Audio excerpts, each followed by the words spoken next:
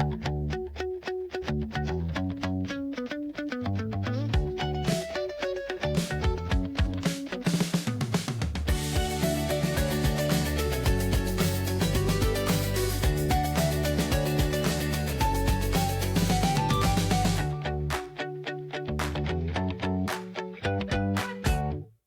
to another episode of The Case Forward. I'm Matt Campobasso.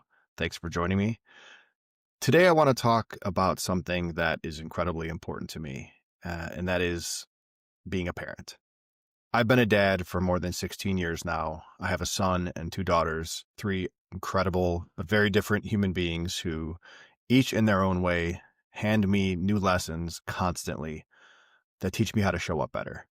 There is not a day that goes by where one of them doesn't challenge me to be more patient, to listen more closely, to actually live the values that I tell them that I care about.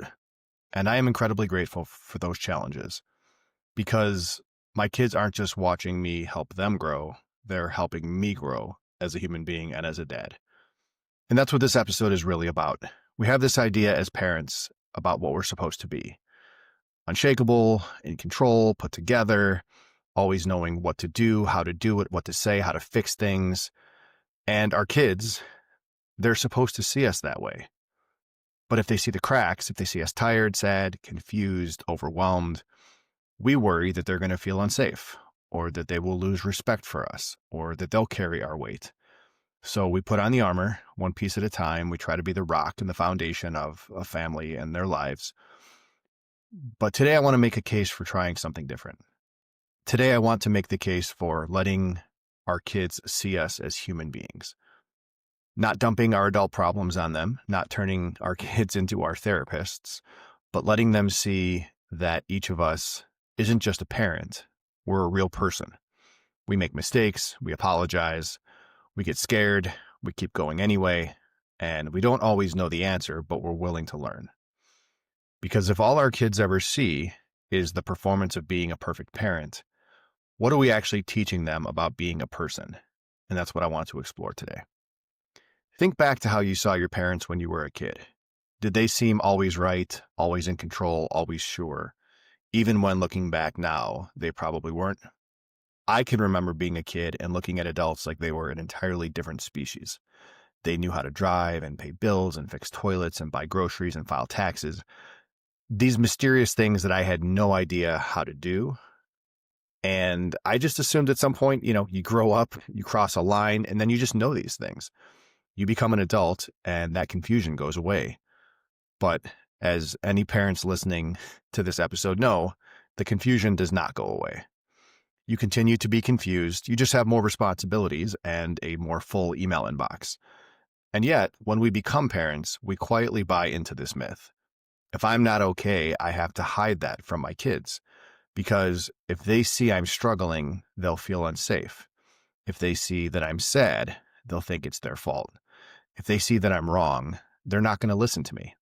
So each of us builds this curated version of ourselves for them. We smooth over our mistakes. We minimize our feelings. We act like we've got it, even when we absolutely do not got it. Part of that comes from love. We want them to feel anchored. We want to absorb the chaos so that they don't have to. But there's a downside to this that I don't think we talk about enough. If our kids never see us as human, then how do they know how to be human? They learn how to pretend. Let's slow this down for a moment and think about a few reasons why we might do this. So first of all, a lot of us grew up in homes where our parents didn't talk much about their inner world. It's a generational thing. It's more modern now to speak and put words to your feelings in ways that parents, when I was growing up, didn't do all that frequently. They didn't say, I'm anxious today. I'm really sad today. I was wrong about that, and I'm sorry. The message at that time was more like, hey, I'm the parent, and that's why, or what I say goes, or sometimes silence. So we internalized this idea that authority and vulnerability can't live in the same room. If I'm in charge, I can't be soft. If I'm leading, I can't say, I don't know. Second, we're scared of burdening our kids. We know what it's like to carry adult weight too young. Maybe not from our parents, but just from life. and we promise ourselves, my kids are never going to have to carry my stuff. And that's a great instinct. But in protecting them from everything, we sometimes protect them from reality. And reality is adults argue, adults make mistakes, adults cry, adults screw things up and have to fix them. And if our kids never see that modeled from us, where are they supposed to learn it? Third, I think we're scared of losing the illusion of control. If I admit I'm struggling, I might have to change something. I might have to step back.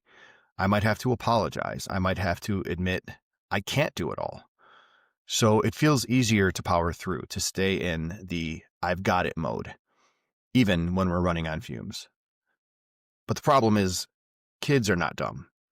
They may not know why you're off, but they definitely know when you're off. They feel the tension. They feel the distance. They feel that brittleness in the moment. So we end up creating this weird gap for them. On the outside, everything's fine, or we tell them it's fine. On the inside, they know everything is not fine. And then they start to think we're hiding things from them. But in the meantime, they're like, yeah, no, we can tell. So what happens when kids grow up with a parent who's never wrong, never tired, never confused? A few things. One, your kids can put you on a pedestal that you never asked for. I did that with my parents. I thought, they're the strong one. They're the one who always knows. They're the one who never breaks. And I'm sure that feels flattering. I know I feel that from my kids when they look up at me. But then you stop and you think about the cost. Because when you finally do show a crack, when you snap one day or forget something important or they see you cry, it can feel like the whole world just tilted. Not because you've done something unforgivable, but because they did not have a category for my parent is human. Two, I think our kids learn that being lovable means being impressive. If mom and dad are always fine or on and they never show their mess, then kids think, oh, that's what being a grown-up is. You stop having big feelings, you stop messing up, you're just strong all the time, and you always have the answers. So when kids inevitably mess up or feel anxious, or they don't know who they are when they're 14 or 17 or 21, they don't think, oh yeah, this is part of being human. They think, something's wrong with me. Because they never saw you walk through that valley. They only saw your strong moments. Third, the kids don't learn how to repair. If a parent never says I was wrong, then the child never sees a real apology and what that looks like. They only learn how to win or how to avoid or how to shove things under the rug and move on. But not how to sit down and to look somebody in the eye and say, hey, I'm sorry. I shouldn't have said that. Here's what I'm going to do differently to avoid that from happening again. That is a skill. It's a skill that I'm still learning. And it doesn't magically appear when you become an adult. So our kids need to see that in us. I want to take a moment and talk about my own parents, because when I think about what being a parent is like for me, I can't help but stop and think about what being a parent was like for them or continues to be. Growing up, my dad was very strong, pretty quiet.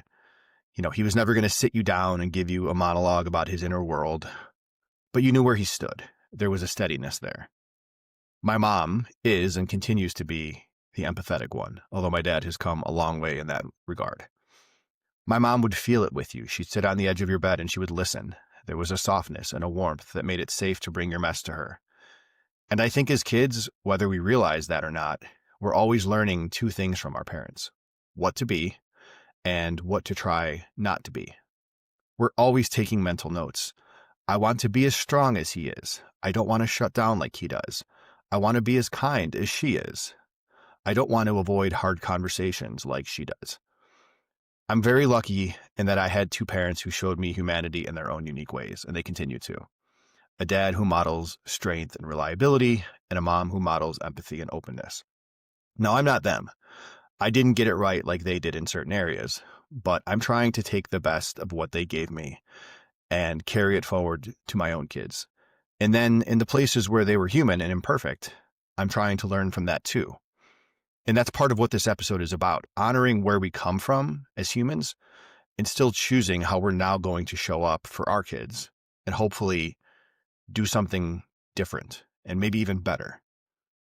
So let me take a second to tell you what I don't mean, because I think this matters, especially in the context of parenting, which, in this day and age, there's a lot of criticism of people, and people are not afraid to criticize other parents for how they raise their kids. Letting your kids see you as human does not mean turning them into your therapist or dumping adult information on them that they're not equipped to carry. It's not about ranting to them about your boss or your ex or your finances or in any way making them responsible for your emotional state. You are still the adult. You are still the parent. The weight is still on your shoulders, not theirs. But there's a big difference between, hey, I'm having a hard day. I might be a little bit more quiet tonight, but it's not your job to fix it. And let me tell you the details of why my life is falling apart in real time. Grab a seat. One is healthy vulnerability. The other is emotional outsourcing. So when I suggest that you let your kids see you as human, I'm talking about honest, age-appropriate glimpses into your inner life, owning your mistakes, naming your feelings without making your kids in charge of them, and modeling what growth looks like for them in real time. Let me give you 3 concrete places where this can show up, and I'll tell you how I try, very imperfectly, to live this out with my own kids. So let's think about when you mess up, right? And I mess up constantly, so I'm a pro in this area. Let's start with that ground, right? Those moments where we just absolutely blow it. You raise your voice, you're short with them, you overreact, you say yes to something, and then you resent it and it leaks out sideways. I wish I could say I don't know anything about that, but I am absolutely a pro. One of the practices I try to keep with my son and daughters is going back to those moments after the fact. Sometimes it's later that night, sometimes it's the next day. It can be a conversation in the car, in their bedroom, via text. But it always happens once the dust is settled and I've actually faced my own behavior. I will go find them and say something like, hey, the way that I spoke to you earlier, that is not how I want to show up as your dad. You did need to be corrected, but I definitely didn't need to approach it that way. That part's on me and I'm sorry. So I'm not letting them off the hook if they cross the line, but I'm also not letting myself off the hook for how I responded. It's taking ownership and also sending a message to them. Hey, we all make mistakes, myself included. And when we do, we repair. If my kids walk away from their childhood knowing how to apologize and try again, I'm okay with being the lab rat for that lesson. Another time is when you don't have the answer, but they're looking at you, asking the question. So if you're being honest with yourself, you don't know everything. I definitely don't know everything. So your kids might come to you with a question. It could be a heavy question about the world. It could be about relationships or about why someone did something that hurt them. Or it could be about something big and existential. You are allowed to say to your kids, hey, that's a really good question, and I absolutely don't know the answer. And then, and this is the important part, do you want to think about it with me? We can talk about what I do know, and maybe we can read or ask someone who's smarter than me in this area. You model humility and curiosity in the same breath. You show them that being an adult, it doesn't mean you've reached the end of learning. It means you're responsible enough to know when you haven't learned. Lastly, I want to talk about when you feel something real. So when you're sad, you're worried, you're tired, you're disappointed, instead of defaulting, as I have many times, to, I'm fine, everything's fine. It's a long day, work's busy, I'm tired. I put on a happy face for my kids because I feel like, hey, this isn't their problem. I want them to live this uninterrupted, unblemished childhood where everything's perfect. But what I would suggest we do instead is we say, hey, you know what? I'm a little bit stressed today. It's not about you. You don't need to fix it. I'm going to be a little bit quieter, and I just wanted you to know that. Or, hey, I had a hard conversation at work. If I seem off, that's why. Can also say, I'm tired. I'm a little short-tempered. If I snap, that is on me, not you. Listen, kids are incredibly self-referential. If something is off, their first instinct is more often than not, did I do something wrong? And so by naming your feelings with your kids in real time, you're doing 2 things at once. You're protecting them from taking the ownership of your mood, and you normalize the idea that adults have feelings and that they can talk about them calmly. So why does any of this matter? Because one day, your kids, just like my kids, are going to grow up. And they're going to mess up and they're going to feel overwhelmed. They're not going to know what to do. They're going to feel sad for no clear reason. They'll have to apologize. They'll have to say, I don't know, to somebody who's looking for them for answers, whether that's at work or personally. And on that day, and I guarantee this, your kids are going to draw from what they've seen. And most of what they've seen, especially early as a child, is what they see from you. And so if what they've seen is adults pretending to be invincible, adults never apologizing, adults never naming our feelings, adults equating vulnerability with weakness, then they're going to default to pretending. If what they've seen is a parent or an adult who can say, hey, I was wrong, or I'm scared, but I'm still here, or a parent who can say, I don't know the answer, but let's figure it out, then when it's their turn and they're in that seat, they'll have a script. They won't have to invent it from scratch. And here's the other piece. Letting your kids see you as human, it also gives you permission to be human. You don't have to carry the weight of being on all the time. You don't have to maintain that illusion. You're allowed to be a work in progress in front of them. Not in a way that makes them your caretaker, but in a way that tells them you can be a work in progress too, and I will still love you. So because this is the case for, I want to acknowledge a few objections or questions that might be circling in your head as you listen to this. So you might be thinking, hey, if I show them my weakness, they're going to lose respect for me. Maybe if what you're showing them is chaos without responsibility, if you yell all the time, if you never apologize, if you break down constantly in front of them and make them your emotional support person, yeah, that is going to erode the respect that they have for you, and it might make parenting them more difficult. But that's not what I'm talking about. What I'm talking about is grounded honesty, taking ownership of your behavior, and showing your kids that strength and softness can live inside the same person. I actually think kids will respect that more because it's authentic. The second objection that you might be having is, my parents didn't do this and I turned out fine. Well, first of all, I've said that exact sentence myself, and in that sentence, fine is doing a lot of work. Second, you're listening to a podcast on this topic, which tells me you're at least curious if there's something that you should be trying or a better way. We don't dishonor our parents by evolving their approach to parenting. We just say, hey, they did the best they could with what they had, and I'm going to try to do a little bit better with what I've got. The third objection is, I don't want to screw my kids up. Same. Join the club. Here's the thing, you will. In some way, we all do. The question isn't, can I be a perfect parent? The question is, am I willing to be an authentic parent and to show them that you're a human? That builds a culture of repair into your relationship. So when something does go off track, it's not the end. It's just a conversation. Let me try to land the practical side of this with a few simple experiments that I think you might be able to try this week. Things that I've done that I've seen a good return on investment in. Nothing huge, just small shifts in your behavior. So think about a moment from the last week where you overreacted, where you snapped, or you checked out when your kids needed you. At some point soon, circle back and say, hey, listen, I've been thinking about that moment. I did not handle it the way that I wish I had. I'm really sorry, and I'm working on that. It's a couple sentences. It will mean the world to them, and it will probably unlock an entire dimension of your relationship that you may not have seen until now. A second practice is naming a feeling out loud to them. At some point this week, instead of saying, I'm fine when you're not, say, hey, I'm pretty stressed out today. It's not your fault. I don't need you to fix it. I just need you to know that I love you. Practice number 3, say, I don't know, at least one time. Next time they toss you a big question, experiment with, hey, that's a great question. I really don't know the answer to that. Let's think about it together and figure out how we can both learn. You model humility and curiosity together in real time.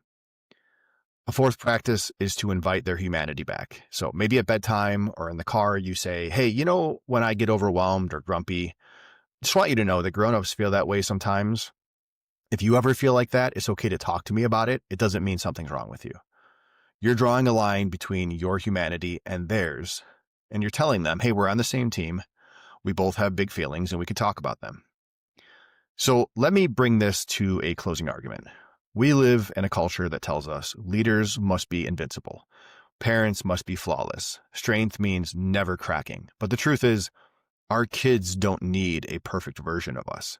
They need a real one. If we keep hiding our humanity, our kids will put us on a pedestal that we will definitely not be able to stay on. They will learn that being loved means performing, and they will never see what actual human repair looks like.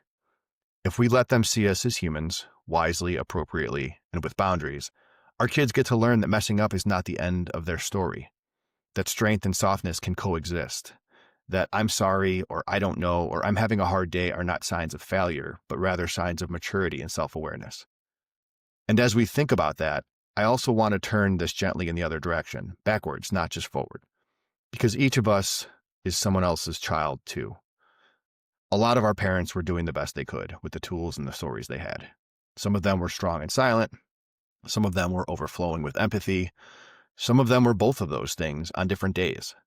We learned from them what to be and what not to be. So maybe part of letting our kids see us as human is also being willing to see our parents as human, not as perfect, not as villains, just people who were trying in their own way. If your parents are still here, maybe this week, send them a text or give them a call and say, hey, I have been thinking about how hard this parenting thing is. Thank you for doing the best that you could with what you had. I see it differently now. You don't have to agree with everything they did. You don't have to reopen every old wound. Just a simple act of gratitude. Thanks for trying. I now know how hard this is.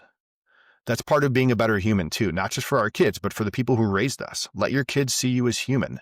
Let yourself see your parents as human. You don't have to like every chapter of the story to honor the effort it took to write it. And then with your son or daughter or sons and daughters, pick up your pen and keep going. Keep writing that story, a little more honest, a little more humble, and a lot more human. So before we go, I want to leave you with something personal. I write a lot of poetry and lyrics. I'm not particularly musical, so I've been experimenting with some AI tools to create songs from my lyrics. And I wrote a song called Walk Beside You. It's a promise to my kids as they make their way through life with all the confusion and beauty and mess that we've just been talking about, letting them know I will be there with them, walking beside them. Each of the verses is about one of them, my son Luca, my daughter Gemma, my daughter Bella. I wrote those verses as poems to them when they were each 5 or 6 years old. The song is not about me leading from some perfect elevated place. It's about presence. It's about staying close, even when I don't have all the answers, even when I'm learning in real time too. So instead of our usual closing music, I'm going to let that song play us out. And as you listen, maybe think about the kids in your life, the ones you're raising, the ones you're mentoring, the ones who are watching you more closely than you realize, and ask yourself, where could I be a little bit more human with them today? How can I walk beside them instead of trying to walk ahead of them as a hero or behind them, checked out on my phone? I'm Matt Campobasso. This is the Case for. Here is Walk Beside You.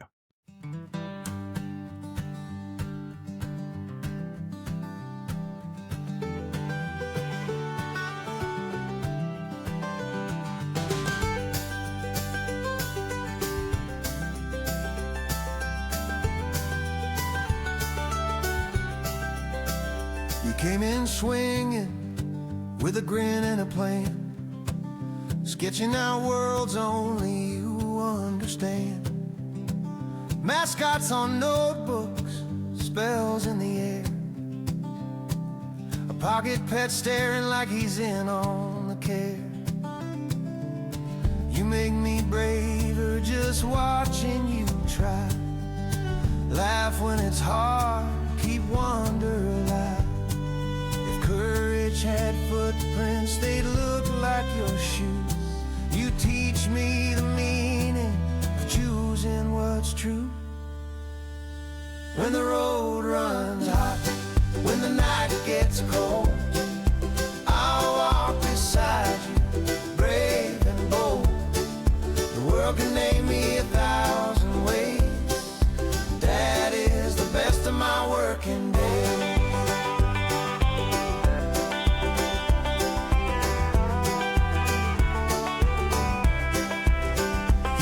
Like a trumpet, bright in the dark, a question with dimples, a wildfire spark.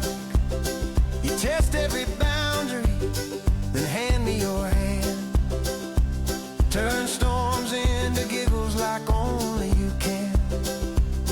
Your thunder and sunshine in one small frame, a mirror that asks me to step up my game. I learned from your kindness the way that you see how simple a choice it can be to be free. When the road runs hot, when the night gets cold, I'll walk beside you, brave and bold. The world can name me 1,000 ways. That is the best of my working days.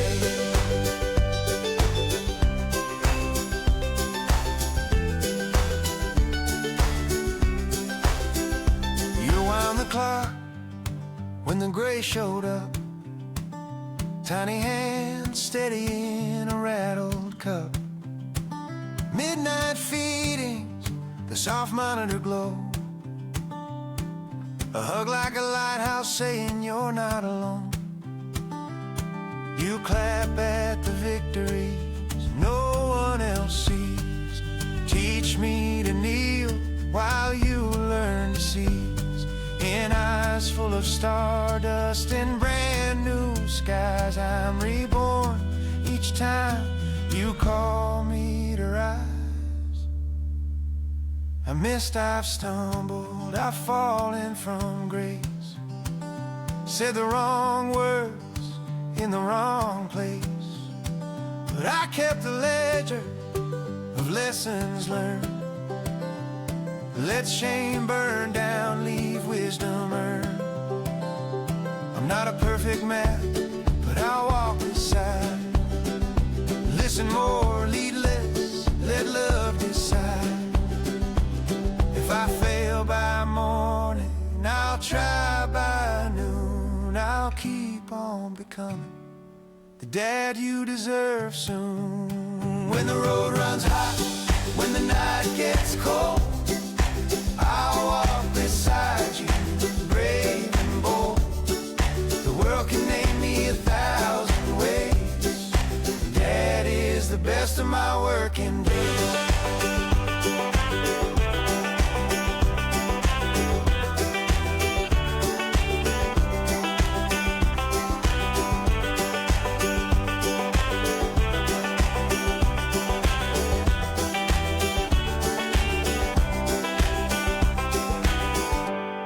When the road runs hot, when the night gets cold, I'll walk beside you, brave